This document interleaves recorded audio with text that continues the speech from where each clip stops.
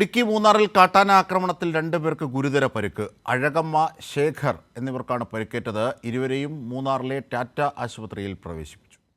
ഇതിൻ്റെ വിവരങ്ങളുമായി ജോസിൽ ചേരുന്നു. ജോസിൽ, ഈ വന്യമൃഗ ആക്രമണങ്ങൾ തുടരുകയാണ് വിവിധ ഘട്ടങ്ങളിൽ. ഏറ്റവും ഒടുവിലെത്തിയതാണിത്. എന്തൊക്കെയാണ് ഇതിൻ്റെ വിവരങ്ങൾ? പരിക്ക് എത്രത്തോളം ഗുരുതരമാണ്?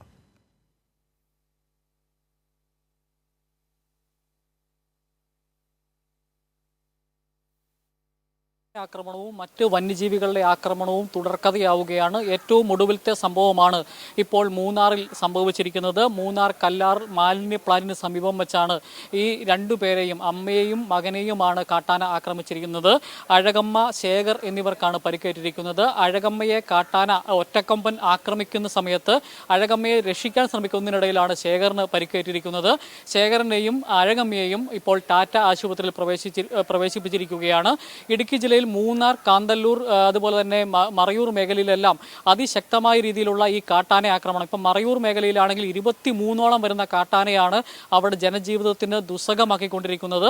ഈ കഴിഞ്ഞ ദിവസമാണ് മറയൂരിൽ തെക്കേൽ തോമസ് എന്ന് പറയുന്ന വ്യക്തിയെ കാട്ടാന ആക്രമിച്ച്, ഒരു മോഴ ആന ആക്രമിച്ച് അദ്ദേഹം ഗുരുതരമായി എറണാകുളം ജില്ലയിലെ ഒരു സ്വകാര്യ ആശുപത്രിയിൽ ചികിത്സയിൽ തുടരുകയാണ്.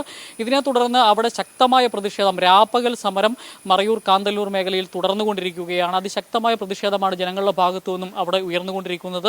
അതുപോലെ തന്നെ ഈ സംഭവം ഉണ്ടായ ആക്രമിച്ച ആന തന്നെ, ഈ മോഴയാന തന്നെ വലിയ പറമ്പിൽ സ്റ്റീഫൻ എന്ന് പറയുന്ന ആളെയും ആക്രമിക്കുവാൻ വേണ്ടി ഓടിക്കുകയും അദ്ദേഹം പരിക്കുകളോടെ രക്ഷപ്പെടുകയും ചെയ്യുന്ന ഒരു സാഹചര്യമുണ്ടായി. അതുപോലെ തന്നെ ഇന്നലെയാണ് ഈ നമ്മുടെ മൂന്നാർ കടലാർ എസ്റ്റേറ്റിൽ കടുവയുടെ ആക്രമണത്തിൽ ഒരു പശു കൊല്ലപ്പെടുന്നത്. പാൽദുര എന്ന് പറയുന്ന ആളുടെ പശുവിനെയാണ്, മേയാൻ വിട്ട പശുവിനെയാണ് കടുവ ആക്രമിച്ച് കൊല്ലുന്ന ഒരു സാഹചര്യം ഉണ്ടായത്. പാൽദുരയുടെ തന്നെ 2ാമത്തെ പശുവാണ് ഇപ്പോൾ കൊല്ലപ്പെടുന്നത്. അതുപോലെ തന്നെ കാട്ടുപന്നി കുറുകെ ചാടി സ്കൂട്ടർ യാത്രക്കാരൻ പത്തടിപ്പാലം മാന്തോപ്പിൽ ഇളയരാജ എന്ന് പറയുന്ന വ്യക്തിക്ക് കാട്ടുപന്നി സ്കൂട്ടറിന് കുറുകെ ചാടി ആക്രമിക്കുകയും അദ്ദേഹത്തിന് പരിക്കേൽക്കുകയും ഗുരുതരമായി പരിക്കേൽക്കുകയും ചെയ്യുന്ന സാഹചര്യമുണ്ടായി.